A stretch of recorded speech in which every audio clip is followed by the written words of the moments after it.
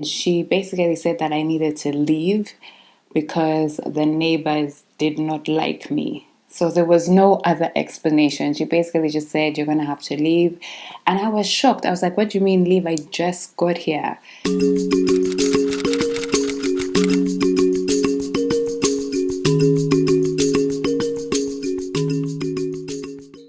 Hello everyone, welcome to my channel. Welcome back if you're returning. I'm glad that you're here today, and if you're here for the first time, my name is Faye. I am a Ugandan. I'm living in Greece right now in a city called Thessaloniki.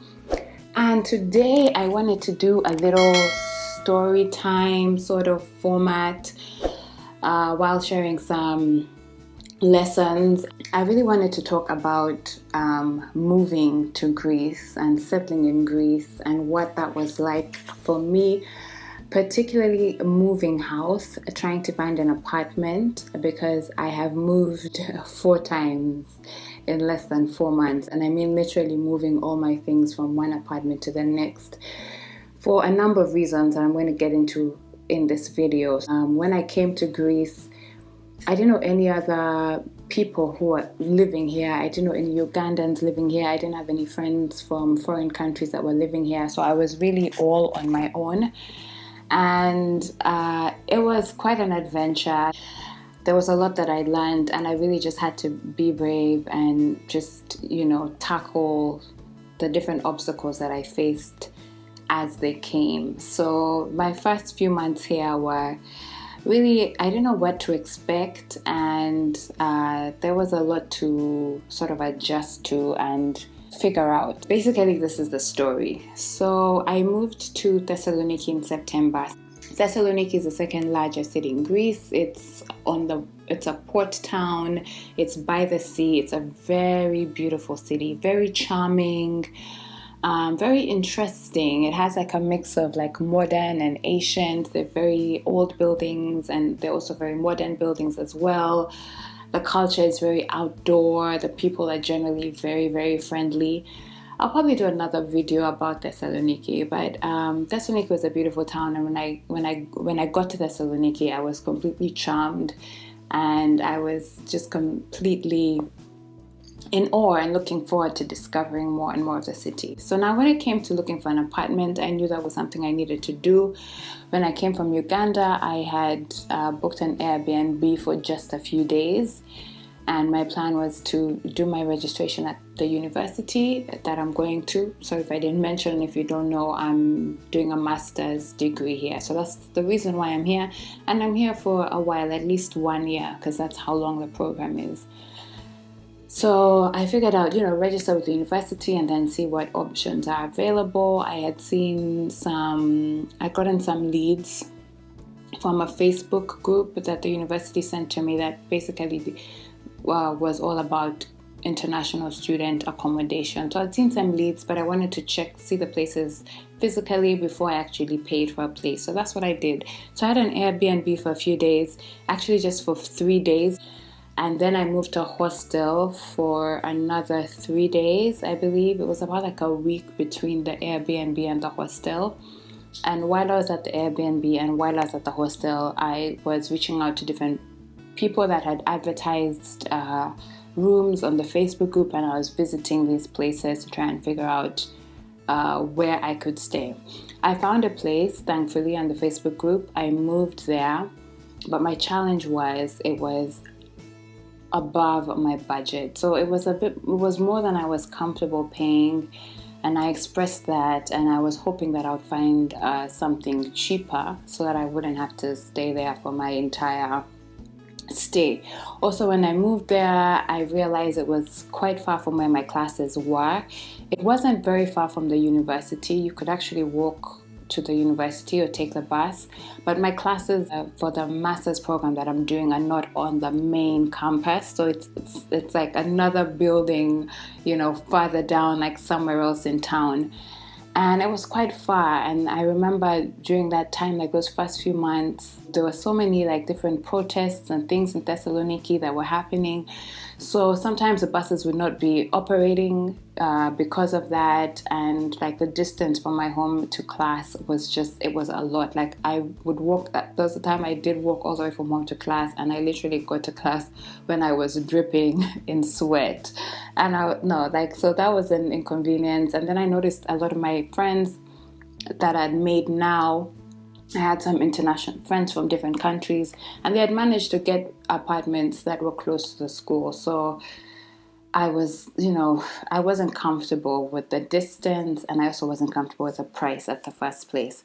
So I stayed there for a few months, about 2 or 3 months at the first place. And then I saw another place that was advertised on the same Facebook group that was much less in terms of the rent, and it was also a bit closer. So I was really excited when I saw that. I reached out to the people that had advertised, and I went to see the place, and it worked. I was going to be paying almost half of what I was paying at the other place, and so I decided to move. So one thing I should note is that at the first place that I was staying, I did not have a contract. It was more of like what they call a gentleman's agreement. And so a lot of things were not really clear because of that. And when I moved to the second place, it was the same situation. Basically a mother and her daughter, and they were subletting a room. And they were not comfortable having a contract, which I agreed to because I'd had a similar experience with the first place. And I figured, you know what, as long as we understand each other, as long as we're clear on certain things, on the major sort of guidelines in regard to my tenancy, it was cool. I just wanted a place to stay. So I agreed to move in with no contract. Yeah, so I moved in on a Sunday. I moved in the same day. I unpacked all my suitcases. That's usually how I like to do things, like just get it over and done with. And I was happy. It was smaller than the first place where I was, but I didn't mind. I wasn't really all about the size. I just wanted like a place that was convenient for me and where I wouldn't be spending too much, because I didn't want to be spending all everything I had on rent, and yet I was going to be here for a while, and I have other things that I would rather spend that money on. Travel, hello. So I was comfortable with the second place.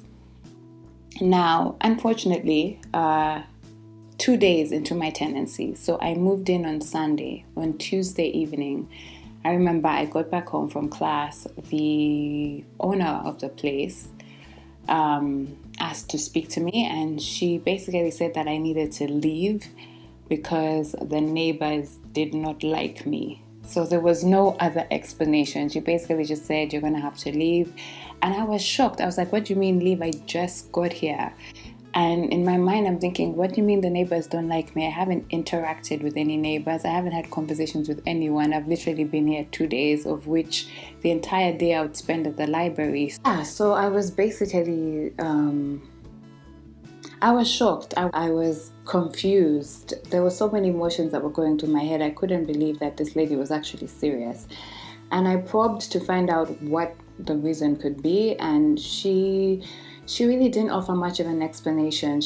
What she did tell me was that she's suddenly feeling uncomfortable because a couple of neighbors have come up to her and asked her why she's hosting me in her house, and then she mentioned the fact that we didn't have a contract, and she was worried that she could get reported or something like that. That was all she gave me. And yeah, like I said, I was upset. I told her, like, this is a huge inconvenience, this makes no sense. But at the back of my mind, I knew that I did not have a contract. She could kick me out of her house, and I had nothing to protect me in this instance. So that's my first lesson. Lesson number 1 is make sure you have a contract. If you're renting a place, and I know this seems obvious, but it might seem obvious, and it was something that I was aware of. It's something I'd asked for in the first place and the second place, but because they were not willing, and I figured it was more of a legal thing, I decided to take the risk, but it really wasn't a risk that was worth it. That's what I came to find out in the long run. So always have a contract. If you're letting a place, if you're renting a place, or if you're going to carry out any transaction, if you're going to spend your money or you're going to exchange value in any way, you should have a contract. First of all, it helps to make sure that everything is clear. There's no room for he said, she said, or you said this, or you said that. If you have a contract, everything is clear, and it just prevents friction, and it really just creates peace. And two, it protects you in a situation like this. So if you know, if your contract states that you're going to rent out the place for a specific period of time, you're protected by that. Someone would have to have a huge motivation to try and like break that and kick you out. So that's what happened. And I had so many emotions. There was so much going on. It was the middle of the semester. We were having midterms. I had some midterm presentations. I had a lot that I was doing, and I really wanted to focus on school at that time. I couldn't imagine starting to house hunt all over again and having to move. It was the last thing I wanted to do. I was so upset, but I realized, like, what am I going to do? I just have to look forward. I just have to find another place to stay and insist that I find a place with a contract. So it was a lot having to deal with. I had never faced blatant racism before in my life, so this was new to me, and I was reluctant to call it racist even in my mind, because like I mentioned, I'd never faced anything like that was so blatant. But then the fact that she wouldn't give me any explanation other than the neighbors don't like you, and then and knowing that I had been a good tenant and I hadn't done anything to provoke that kind of response. And then secondly, what I did mention is she was renting out 2 rooms. So this was a lady and her daughter who owned this house, and they were renting out 2 rooms which had been advertised in the group. One was being rented out to me, and the other one was being rented out to a white girl. So I found it shocking that I was the only one being asked to leave, and the white girl was not. And I remember asking, I was like, I told her what had happened. I told her I'm going to be moving out, that they've been asked me to leave. And she was shocked as well, because they hadn't had any such conversation with her. So it really just felt targeted to me. And as I tried to probe, the owner her response was sort of, it's not me, it's the neighbors. And I was just like, wow, I didn't know that this type of housing discrimination existed. I'm living in Uganda, you're really protected from things like that, because it doesn't exist. You're Ugandans predominantly. You're in a country where your race is actually the majority, not the minority. And so it really was a shock to me, and I honestly didn't even know how to deal with it or how to respond.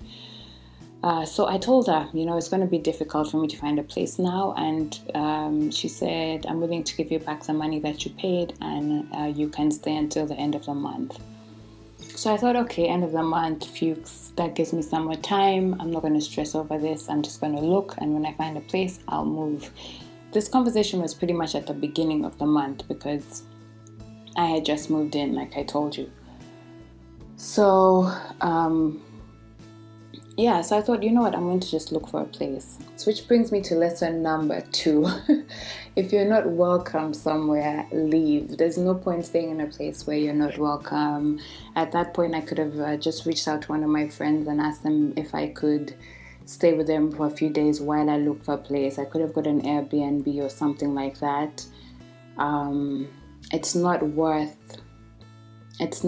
worth staying in a place where you're not welcome, staying in a situation where you're not welcome. Just don't be where you're not welcome. And I want to tell you why. So the next week after that was hell. It was crazy. I eventually did end up reaching out to my friend. God bless her. She allowed me to stay. One of my friends here, she allowed me to stay at her place, and I was basically sleeping on her couch until I found a place. So what happened in that week? The attitude of the people I was staying with just completely changed. And I mean, like, the owner of the house and her daughter. So my classes, mostly in the evening, and these guys would wake up and go to work in the morning. So they would wake up really early and go to work, and then I would wake up after them, and day after day I would wake up and there's no power, there's no electricity, and there's no water. Thessaloniki is not a place where we have power cuts or water cuts, so I didn't understand what was happening. And so I remember the first day it happened, there was no water, there was no power, I couldn't take a shower. In the evening, when the girl came back, all of a sudden the water and the power was on. And so I asked her what happened to the water, and she was like, oh, there's an issue, I have to like go downstairs and like fix it and put it on in order for it to come back on. And I was like, okay. So that evening we had power, we had water. The next morning, again, no power, no water. And so I asked her again, I'm like, this is the second time it's happened, like, you know, as soon as you guys leave, there's no water. And I was especially concerned about the water because I needed water. I needed to take a bath in the morning and freshen up and, you know, have my breakfast or whatever it is. And she then proceeded to ask me how often it is that I use the bathroom. And, you know, I look at her, I use the bathroom every day. How often do you use the bathroom? And she was like, once a week. What? And after that, she basically continued to tell me that I use the bathroom too much, I'm using too much water, I shouldn't be taking a bath every day. That's when I knew I had to leave. That is the moment I knew I was not welcome and I had to leave. So yeah, that was my second lesson. Basically, if you're not welcome somewhere, leave, because it will get worse. If someone doesn't want you in a place and maybe they've given you some kind of reason for you to leave, if you don't leave, it will just be worse, because now it will start to show in their actions and how they treat you. Like, once you're not welcome somewhere, just leave. There's no point staying. And so yes, like I said, I eventually reached out to my friend and I stayed on her couch. Finally found a place that was more legit in terms of they rented out accommodation to students, and they on a 6-month contract basis, close to the university. And so I was at my friend's house for about 2 weeks, I believe. Yeah, so I remember Christmas came, it went, and I was looking forward to it getting better. Like, I was just like, this season needs to end. Things do need to get better. During that time, I remember I was really just, I would distract by burying my head and my energies and everything into my studies. So I was spending a lot of time in the library. And the good thing is I really was enjoying my classes, and that was really what had brought me to Greece. And so I really just concentrated on that. I eventually found a place, but because it was in the middle of the semester, I could only stay for 2 months, and then I'd have to move to another place, because after 2 months it would be actually a month. It was like a month and a week before the new semester started, which was in February last month. And so the arrangement was I'd stay at this place until the new semester starts, and then I'd have to move to another place because someone else had pre-booked the room where I was for February onwards. I don't know if that makes sense, but I hope you get the gist. But luckily the same owners had another location that was available from February that I booked then. So I basically booked the 2 places at once. I was able to visit both of them. I was happy with the second place. The rent was actually more affordable at the second place, and so I was really happy. It's in a quiet neighborhood. It's where I am right now. And so that's how I ended up staying in 4 places in less than 4 months. My third and final tip would be don't give up. Sometimes it really is hard to settle into a new place, especially if you have no roadmap, or like there's no one who's gone before you to guide you or lead you or warn you, and you're really just going out into the dark on your own. It can be difficult, but don't give up, because it will all work out in the end. I'm honestly so happy with where I live right now. I get along really well with the people that I live with. And I have a contract here for like the next couple of months, so I don't have to worry about that basically until the semester ends. So just make sure you always have a contract if you're trying to find accommodation in a foreign country. You don't know how people are, how they're going to react, or how fortunate or unfortunate you will be in terms of the kind of people that you are exposed to or that you meet. So protect yourself with a contract. If you're not welcome, leave. If you can, I know sometimes it's difficult, but if you can, prioritize your peace and leave. And then third, just don't give up, because it will work out. Like, honestly, I can't say that my time here has been bad. I did have those like tough moments, but they really were learning moments for me. Like, I feel like I really became more aware of a lot of things during that time. Just aware of like the stuff that happens. I wouldn't have known how serious racism was if I hadn't faced it on my own. So it just really opened my mind to a lot of like the issues that we're facing, like discrimination that goes on in the world, whether it's against race or migrants. So I just started noticing a lot more stuff because of the stuff that I was going through, and having conversations with more people about stuff that they experience as well. So as much as I don't like what happened, I don't like that particular incident, I really did learn a lot more, and I grew a lot more, and I became more aware. And it also really just, that whole period really just forced me to like look at my life, in terms of just what it is that I was allowing, what it is I was prioritizing.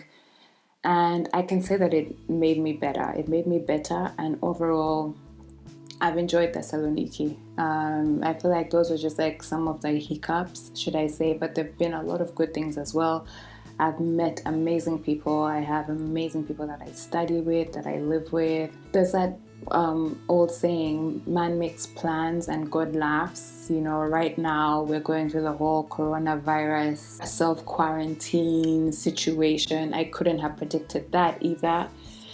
But you just roll with the punches and you keep going. And that's the thing about life. Like, there will be good moments, there will be bad moments, but it's all just part of the dance. And when you do have moments that are not so pleasant, it really forces you to, it really makes you appreciate the pleasant ones even more when they do come. So that's all for now, guys. I feel like I could go on and on and on. Thank you for watching this video. If you made it all the way to the end, please drop a comment in the comments down below.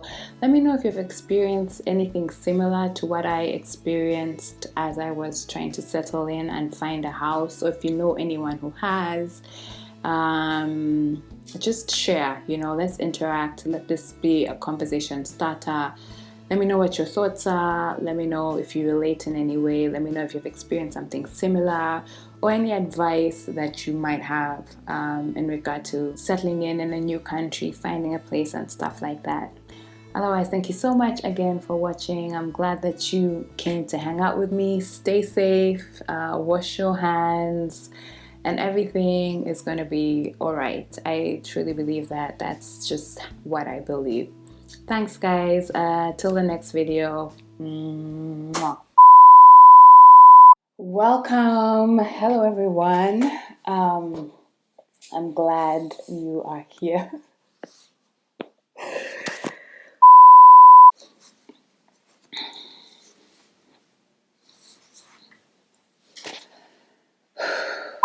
Welcome back, everyone. I'm glad you're here. Hello, everyone. Welcome to my channel. If it's your first time here, my name is Faye, and I share. Oh my god.